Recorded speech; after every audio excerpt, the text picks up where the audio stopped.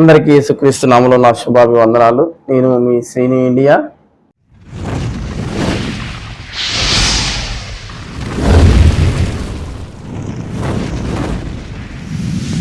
అయితే నాని బాబు అనే దైవజనునికి నా సమాధానంగా ఈ వాక్యం నేను చేస్తున్నాను. నా స్టేటస్లో పెట్టాను కదా, షార్ట్ వీడియోలో పెట్టాను కదా నా వీడియో. దానికి ఆయన ఆరాధన అంటే ఏమిటి, ఆరాధన ఎలా చేయాలని చెప్పేసి ఆయన ఉప్పు గంతులు వేయడం, తర్వాత పరిశుద్ధాత్మ కోసం మళ్ళీ కనిపెట్ట అవసరం లేదని చెప్పేసి ఆయన ఎన్నో వీడియోలు చేయడం జరిగింది. ఆ వీడియోలో చెప్పడం జరిగింది. అవన్నీ వాక్యానికి అనుగుణంగా ఉన్నాయా లేదా అనే విషయాన్ని నేను ఈ వీడియోలో తెలియజేయడం జరుగుతుంది. ఈ ఛానల్ కొత్తగా చూసినట్లయితే లైక్ చేయండి, షేర్ చేయండి. ఈ ఛానల్ సబ్స్క్రైబ్ చేయడం మర్చిపోకండి. అనేక మందికి ఈ వర్తమానం వెళ్ళాలని నా ఆశ. మీరందరూ కూడా ఈ ఛానల్లో చెప్పే ప్రతి వాక్యాన్ని మీరు జాగ్రత్తగా వినాలని ఆశపడుతున్నాను. జాగ్రత్తగా వినండి, మీకు అర్థమవుతుంది వాక్యం. ఎందుకంటే ఇది పరిశుద్ధాత్మ కూర్చిన వాక్యం కాబట్టి ఇది అందరికీ తెలిసేది కాదు. చాలా మందికి కనిపించే దాన్నే చూస్తుంటారు. ఉదాహరణ వాక్యంలో ఒక మాట రాయబడి ఉన్నది. ప్రసంగి గ్రంథము 7వ అధ్యాయం 24వ వచనంలో ఇలా రాయబడి ఉంటుంది. 24వ అధ్యాయంలో సత్యమైనది బహు లోతుగాను దూరంగాను ఉన్నది, దాన్ని త్రవ్వి తీయగలవాడు ఎవరు అన్నాడు. సత్యమైనదంట బహు లోతుగాను దూరంగాను ఉందంట, దాన్ని పరిశీలన చేయగలవారు ఎవరు అని అడుగుతున్నారు. అంటే సత్యం ఇలా ఎదురుగుంట చూసిన వెంటనే కనపడదు. సత్యం అంటే ఏంటి అంటే యోహాను సువార్త 17వ అధ్యాయం 17వ వచనంలో నీ సత్యమునందు వారిని ప్రతిష్ఠ చేయము, నీ వాక్యమే సత్యము అని ఉంది. సత్యమునందు వారిని ప్రతిష్ఠ చేయము, నీ వాక్యమే సత్యము అంటే వాక్యము సత్యమై ఉన్నది. సత్యం అంటే ఏంటి అంటే వాక్యం సత్యమై ఉన్నది అని రాయబడి ఉన్నది.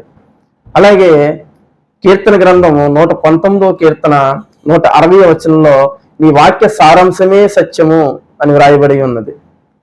అంటే వాక్య సారాంశం సత్యంగా మనకు కనబడుతుంది. అంటే ఒక సత్యాన్ని మనం బయట తీయాలంటే చాలా లోతుకి వెళ్ళాలి. మనం పైనే కనపడే వాక్యాలు మనకి నిదర్శనంగా చూసుకుంటే అది మనం దాన్ని కంప్లీట్గా సత్యమని మనం చెప్పలేం. ఎందుకంటే మనకు తెలియదు కదా, అది బహు లోతుగా ఉంటుంది. ఒక మాట దేవుడు రాయించాడంటే దానికి సంబంధించి సుమారు 3 వాక్యాలు దాన్ని సపోర్ట్ చేయాలి. ఇది బైబిల్ పద్ధతి. బైబిల్ వ్యాఖ్యాన పద్ధతి అంటూ ఒకటి ఉంది. ఆ వ్యాఖ్యాన పద్ధతిని బట్టి మనం ఫాలో అవ్వాలి. దాని పద్ధతిలో 3 విషయాలు మనం తప్పకుండా మనం జ్ఞాపకం ఉంచుకోవాలి. అవేంటంటే దేవుడు ఏదైనా ఒక వాక్యం చెప్పినప్పుడు దానికి అనుగుణంగా దానికి సంబంధించి 3 వాక్యాలు కనీసం దాన్ని సపోర్ట్ చేయాలి. ఒక మాటని సపోర్ట్ చేయాలి. రెండోది ఏంటంటే యేసు ప్రభువారు కానీ శిష్యులు కానీ అది ఆ మాట గురించి చెప్పాల. యేసు ప్రభువారు కానీ లేకపోతే బైబిల్ ఎక్కడైనా సరే ఏ ప్రవక్త అయినా సరే చెప్పి ఉండాల ఆ విషయాన్ని. ఏదైనా మనం కోట్ చేస్తున్నామంటే, ఏదైనా ఒక మాట చెప్తున్నామంటే దానికి చెప్పి ఉండాలి. మూడవది ఏంటంటే ఆ విషయాన్ని మనం చెప్పే విషయాన్ని వాళ్ళు చేసి ఉండాల. యేసు ప్రభువారు కానీ శిష్యులు కానీ వాటిని మనం చెప్తున్న మాటని వారు చేసి ఉండాల. ఈ 3 విషయాలు మనం జ్ఞాపకం చేసుకోవాలి. ఈ 3 విషయాలు లేకుండా ఏం చెప్పినా కానీ అది బైబిల్కి విరుద్ధమని మనం జ్ఞాపకం ఉంచుకోవాలి. అందుకే ఏమని అన్నాడంటే సామెతలు 25:2లో సంగతి మరుగు చేయుట దేవునికి ఘనతంట, సంగతి శోధించుట రాజులకు ఘనతంట. సంగతి మరుగు చేయుట దేవునికి ఘనత, దాన్ని పరిశోధించి తెలుసుకునుట రాజులకు ఘనత అంట. ఏదైనా ఒక సంగతి ఉందంటే దాన్ని దేవుడు ఒక మర్మంగా పెడతాడు. డైరెక్ట్గా చూసిన వెంటనే కనపడదు. మీకు ఈ విషయం మీకు తెలిసి ఉంటుంది. ఏదైనా సరే ఒక విషయాన్ని మనం చెప్పేటప్పుడు అది డైరెక్ట్గా అలా ఎదురుగుంటూ చూస్తే కనబడిపోయిందంటే అది సత్యం కాదు. ఇది ఇల్లు పట్టుకొని చాలా మంది ఏం చేస్తున్నారంటే పరిశుద్ధాత్మ అంటే మన షఫీ బ్రదర్ ఉన్నారు. ఆ బ్రదరు పరిశుద్ధాత్మ అంటే ఉత్తరవాడు అంటే మహమ్మద్ ప్రవక్త గారు అని చెప్పేసి ఆయన తన వేలో చెప్పుకుంటూ పోతున్నారు. అయితే ఇదే ఉత్తరవాది అంటే ఏంటి? మన మన పక్షమున వాదించేవాడని చెప్పేసి దీన్ని పట్టుకొని ఆయన మా పరిశుద్ధాత్మ దేవుడే. మా యోహాను సువార్త 4వ అధ్యాయం 20 నుంచి జరిగిన సమరయ స్త్రీ దగ్గర జరిగిన సంభాషణ తీసుకొచ్చి మీరు కల్పించుకున్నారు, మీరు మీకు తెలియని దాన్ని ఆరాధిస్తున్నారు అని చెప్పడం జరిగింది. నేను చూశాను. కావాలంటే మీరు కూడా యూట్యూబ్లో చూస్తున్నవారు ఒకసారి ఆ వీడియో ప్లే చేస్తాను, చూడండి. బైబిల్లో వాళ్ళ దగ్గర ఏమైనా ఉంది అక్కడ ఒకసారి చూద్దామా. ఒకసారి 4వ అధ్యాయం యోహాను సువార్త 4వ అధ్యాయంలోని ఒక చక్కటి మాట ఉంది. ఎందుకంటే యేసుప్రభు వారు సమరయ స్త్రీ దగ్గరకు వచ్చినప్పుడు అక్కడ సందర్భం ఉంటుంది. యేసుప్రభు వారికి మరి మరి యొక్క కానాన స్త్రీకి ఒక సందర్భంలో ఏమంటాడంటే యోహాను సువార్త 4వ అధ్యాయము ఏమనుందంటే 20 వచ్చు 4:20 ఏముందంటే యేసుప్రభు అంటున్నారు ఏమని కానాన స్త్రీ అంటుంది, మా పితరులు ఈ పర్వతం మీద ఆరాధించరు కానీ ఆరాధించవలసిన స్థలము యెరూషలేములో ఉన్నదని మీరు చెప్పుదని ఆయనతో అనగా యేసు ఆమెతో ఇట్లన్న, అమ్మ ఒక కాలం వచ్చున్నది, ఆ కాలమందు ఈ పర్వతం మీదైనను యెరూషలేములోను మీరు తండ్రిని ఆరాధింపరు. నా మాట నమ్ము, మీరు మీకు తెలియని దాన్ని ఆరాధించరు. మీకు తెలియదని ఆరాధిస్తున్నారు. మీ ఆలోచన అది, మీ తలంపు తప్పది. ఎందుకనంటే మీకు తెలియదు. యేసుప్రభు వారు సమరయ స్త్రీ దగ్గరికి వచ్చి చెప్తున్నారు. మీరు అన్నారు సమరయ స్త్రీ దగ్గరికి వచ్చారన్న తర్వాత కానాను స్త్రీ అంటుంది, మా పితరులు వారికి మరి మరి కానాన స్త్రీకి ఒక సందర్భంలో ఏమంటాడంటే యోహాను సువార్త 4వ అధ్యాయము ఏమనుందంటే 20 వచ్చు. మీకు గుర్తుందో లేదో, కానా స్త్రీ అన్నారు. కానాన స్త్రీ అక్కడ, సమరయ స్త్రీ అక్కడ.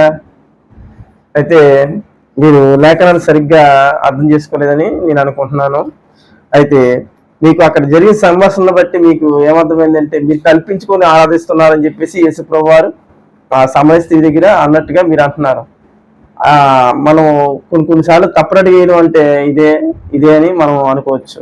ఎలాగంటే యజ్రా నెహమ్యా కాలంలో ఇశ్రాయేలీల అన్యజనులను వివాహం చేసుకొని ఉన్నారన్న సంగతి వారు తెలుసుకొని మీరు కావాలంటే యజ్రా గ్రంథం 10వ అధ్యాయం 14వ వచనం దగ్గర 17వ వచనం దగ్గర వరకు చదివితే మీకు అక్కడ కొన్ని సిచ్యువేషన్లు జరిగినాయి. అక్కడ నెహమ్యా గ్రంథం 13వ అధ్యాయం 23 నుంచి చదివితే ఆ రెండు ఒక విషయాన్ని గురించే చెప్తున్నారు. యజ్రా కానీ నెహమ్యా కానీ వీళ్ళిద్దరి కాలంలో జరిగిన దాన్ని బట్టి వాళ్ళు ఏం చేశారంటే సోమ్రోను పట్టణంలోని సమరయకి ఒక పట్టణాన్ని వాళ్ళకి ఇచ్చారు. ఇశ్రాయేలీ ప్రజలకి మధ్యలో పుట్టిన వారికి సమరయులు అని పేరు పెట్టారు. అంటే వారితో సాంగత్యం చేయకూడదు, వారికి మా పిల్లలు ఇవ్వకూడదు, మీ పిల్లలు మేము చేసుకోమని చెప్పేసి ఒక ఒక ఒక ఆజ్ఞని ఒక ఆజ్ఞని చేసి వాళ్ళిద్దరిని వేరుపరిచి వాళ్ళ సోమ్రోను పట్టణాన్ని ఇచ్చారు. వారు గెరేజీము అనే ఒక కొండ ఉండేది. ఆ కొండ మీద వాళ్ళు ఏం చేసేవారంటే ఈ సమరయులకి ధర్మశాస్త్రం లేదు, వాళ్ళకి యాజకత్వం లేదు. గమనించాలి, యాజకులు వచ్చి బలి అర్పిస్తే గాని ఏది జరగదు. కాబట్టి యాజకత్వం లేదు వాళ్ళకి. వాళ్ళు ఆరాధించే విధానం అంతా వేరు. వాళ్ళకి కాఫీ పెట్టుకున్నారు. ఏంటి? ధర్మశాస్త్రం కాఫీ పెట్టుకున్నారు. కాఫీ పెట్టుకొని దాన్ని బట్టే వాళ్ళు ఆరాధన చేసేవాళ్ళు. దాన్ని యేసుప్రభు వారు ఏమన్నారంటే మీకు తెలియని దాన్ని ఆరాధిస్తున్నారు, మాకు తెలిసిన దాన్ని మేము ఆరాధిస్తున్నాము అన్నారు. అంటే మేము అన్నారంటే ఎవరి గురించి చెప్తున్నారు? యేసుప్రభు వారు ఇశ్రాయేలీల గురించి చెప్తున్నారు. మీరు అంటే సమరయుల గురించి చెప్తున్నారు. వాళ్ళ దగ్గర ఒక కాఫీ ఉంది, ఆ కాఫీ పెట్టి వాళ్ళు ఆరాధించుకుంటూ ఉంటున్నారు. అయితే ఒక కాలం వస్తుంది, ఆ కాలంలో మీరందరూ తండ్రిని ఆరాధిస్తారు. అయితే ఆరాధించేవారు ఆత్మతోనూ సత్యంతో ఆరాధించవాలని అన్నారు. ఆత్మతోనూ సత్యంతో ఆరాధించడం అంటే ఏంటి? ఆత్మ అంటే పరిశుద్ధాత్మతో కలిస్తే ఆరాధించాలి, సత్యం అంటే వాక్యముతో ఆరాధించాలని చెప్పేసి మనం గమనించాలి. అయితే పడిపోయిన వ్యక్తులు ఉన్నారు. ఇప్పుడు ఈ వారం పడిపోయిన వ్యక్తులు అనుకో, వచ్చే వారం కూడా ఆ వ్యక్తి మళ్ళీ పడిపోతాడు, మరో వ్యక్తి పడ్డావు. ఎందుకనంటే ఈ వ్యక్తికి, పడిపోయిన వ్యక్తికి ఆ సంగీతం యొక్క దీని మీద ఏమవుతుందంటే అరాల బలహీనత వల్ల వాళ్ళు కిందని పడిపోతూ ఉంటారు. అదే పరిశుద్ధాత్మ, అదే ఆరాధన అనుకొని కొంతమంది భ్రమపడుతూ ఉంటారు. కాబట్టి ఈ విషయాలు మీకు గ్రహించుకోవాలి. పరిశుద్ధాత్మ పొందిన వారు ఎవరు కూడా గెంతులు వేయరు, పిచ్చి పిచ్చిగా కేకలు వేయరు. వాళ్ళు కిందకి పడిపోయి అటు ఇటు దొరులుతూ ఉంటారు వాళ్ళు. ఎందుకంటే పరిశుద్ధాత్మ దేవుడు సంఘంలోకి అల్లరికి కర్త కాదు, అని అల్లరి చేసేవాడు కాదు పరిశుద్ధాత్మ దేవుడు అంటే. వీళ్ళకి తెలియక అదే పరిశుద్ధాత్మ అనుకుంటారు. నరాల బలహీనతతో ఊగిపోతారు అని చెప్పేసి ఒక మాట మీరు పదజాలం వాడడం జరిగింది. అంటే వచ్చిన వాళ్ళందరూ నరాల బలహీనతతో, సంగీతం వస్తే బలం వచ్చేద్దంటారా? నరాల బలహీనత కలిగిన వారు అక్కడ ఆరాధన చేసే వాళ్ళందరూ, ఆరాధనలో ఉండేవారు అందరూ నరాల బలహీనత కలిగి ఉన్నవారా? ఇది ఎక్కడ ఈ మాట అండి? ఈ మాట చాలా ఘోరంగా మీరు మాట్లాడడం జరిగింది. 2-3 సార్లు ఆ మాట 3 సార్లు సుమారు అనడం జరిగింది. నరాల బలహీనతతో వాళ్ళ కొట్టే ఇన్స్ట్రుమెంట్ని బట్టి నరాల బలహీనతతో వాళ్ళందరూ ఊగిపోతారని చెప్పేసి ఒక మాట అన్నారు మీరు. నరాల బలహీనత ఉన్నవారు ఎలా ఊగుతారండి? అసలు సంగీతం వినపడితే నరాల బలహీనత పోయి బలం వచ్చేద్దా? ఆరాధన చేసేవారిని చూసి అంతలా హేళన చేయాల్సిన అవసరం మీకేం వచ్చిందో నాకు అర్థం కాలేదు. అయితే తర్వాత సౌండ్స్ వలన, సంగీతం వలన మీకు ఇబ్బంది కలుగుతున్నట్టుంది. మీరేమన్నారంటే విపరీతమైన సౌండ్, విపరీతమైన వాయిద్యాలు అయ్యి అని చెప్పేసి చాలా బాధపడుతున్నారు. దేవుడు కూడా మీరు కంఠస్వరంతో ఆరాధన చేయాలంటున్నారు. అయితే మీకు సంగీతం అంటే మీకు నచ్చదనుకుంటాను. దీన్ని బట్టి మీరు మాట్లాడే విధానం బట్టి సంగీతం అంటే మీకు నచ్చదమో అనుకుంటున్నాను. ఇంకా మనిషి వచ్చిన తర్వాత నిబ్రంగా నిట్రాట్లా నిలబడిపోయి అలా ఉండాలేమో అనుకుంటున్నాను. మీ పద్ధతిని బట్టి చూస్తే నిట్రాట్లా అలా నిలబడిపోయి కదలకుండా మెదలకుండా ఉండాలేమో అనుకుంటున్నాను నేను. వాక్యం చెప్తుంది 1 కొరింథీ పత్రిక 6:20 మీరు విలువ పెట్టి కనబడేవారు కనుక మీ దేహములతో, మీరు విలువ పెట్టి కొనబడిన వారు కనుక మీ దేహముతో దేవుని మహింపపరచుడి అని ఉంది. 1 కొరింథీ 6:20 మీ దేహంతో దేవుని మహింపరచడం అన్నాడు. అంటే దేహంతో మహింపరచడం అంటే ఎలా మహింపరచాలి దేవుణ్ణి? మన అవయవాలతో కదా దేవుని మహింపరిచేది. కాబట్టి గమనించాలని కోరుకుంటున్నాను. ఇంకా మీరు అన్న మాటలో కేకలు వేస్తారు, గంతులు వేస్తారు అన్నారు. కేకలు వేయడం, గంతులు వేయడం మీకు ఒకవేళ అభ్యంతరకరంగా ఉంటే తప్పిపోయిన కుమారుడి సన్నివేశంలో చూసారా మీరు? తప్పిపోయిన కుమారుడి సన్నివేశంలో యోహాను సువార్త 6 యోహాను సువార్త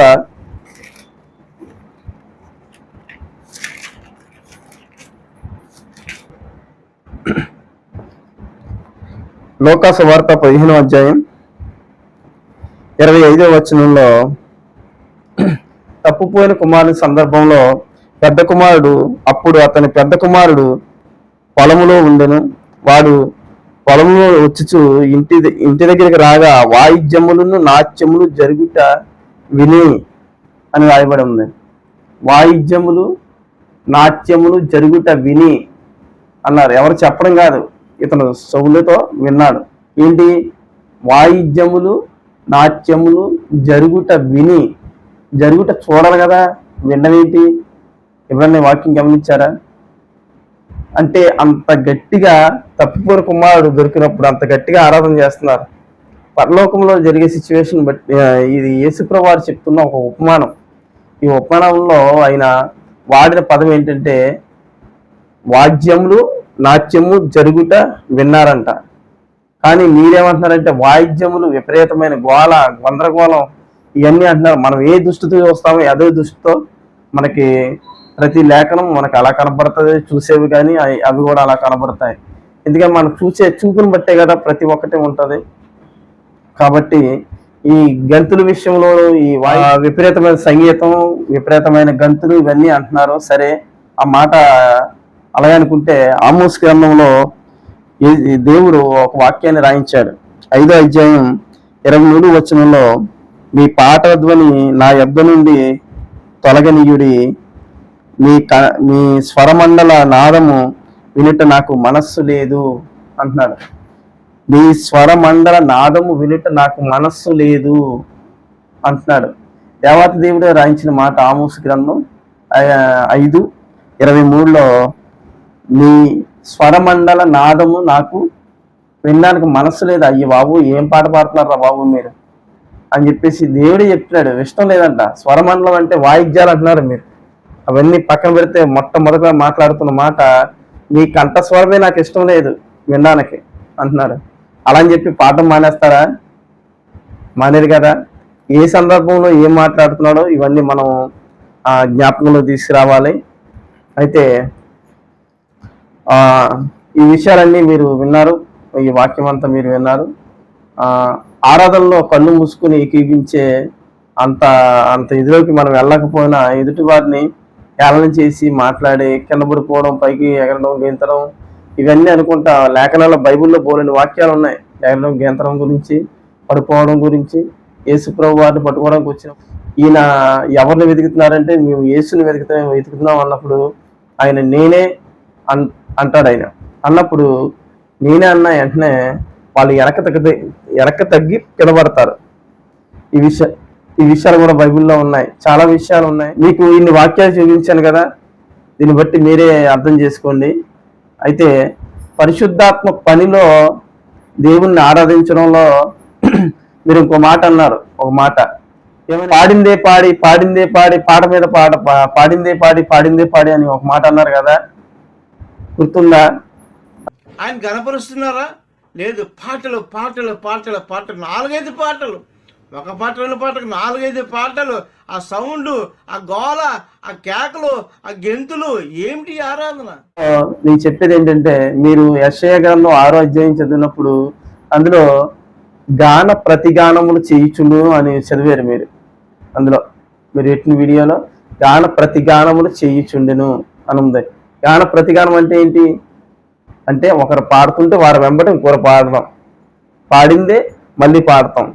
అయితే ఈ యెషయా గ్రంథం 6వ అధ్యాయంలో పరలోకంలో జరుగుతున్న దాన్ని మీరు ఏమంటున్నారంటే యేసుప్రభువు వారు పరలోక ప్రార్థన నేర్పిస్తూ ఒక మాట అన్నారు కదా, పరలోకమందు నీ చిత్తం జరుగుతున్నట్టు భూమి యందు నీ చిత్తం జరుగును గాక అన్నారు. అంటే పరలోకంలో ఏం జరుగుతుందంటే దేవుని చిత్తం జరుగుతుంది. యెషయా గ్రంథం 6వ అధ్యాయంలో మనం చదివాం కదా, ఏంటి దేవాతి దేవుని ఆరాధిస్తున్నారు. యెహోవా పరిశుద్ధుడు పరిశుద్ధుడు పరిశుద్ధుడు పరిశుద్ధుడు అని ఆరాధిస్తున్నారు. అదే ఆరాధన భూమి మీద జరగాలని దేవుని ఆశ, దేవుని కోరిక. దాన్ని దైవజనులు నెరవేరుస్తుంటే మీరేమంటున్నారంటే దాన్ని అలా చేయకూడదు, తప్పు అది అని దేవుని నిర్ణయించిన నిర్ణయాన్ని వద్దంటున్నారు మీరు పరోక్షంగానే. ఆయన నిర్ణయించాడు ఒక నిర్ణయం, పరలోకంలో జరుగుతుంది అదే భూమి మీద జరగాలి అని. ఒకవేళ పని చేయడమే అంటారా, సువార్త ప్రకటించడం అంటారా? పరలోకంలో ఏమైనా సువార్త ప్రకటిస్తున్నారా? పాపుల కోసం ఏమైనా రక్తం చెందిస్తున్నారా? ఏమైనా జరుగుతుందా పరలోకంలో? అంటే పరలోకంలో జరిగేది ఒకటే, గాన ప్రతిగానం చేస్తూ దేవుని స్తుతిస్తున్నారు. అదే భూమి మీద చేస్తున్నాం, దైవజనులుగా మనం అందరం చేస్తున్నాం. అయితే మీకు ఇవన్నీ ఎలా ఉన్నాయంటే ఒక హేళనగాను, ఒక అసభ్యకరంగాను ఉన్నాయి. మనం చూసే దృష్టిని బట్టి ప్రతి ఒక్కటి అలా ఉంటుంది.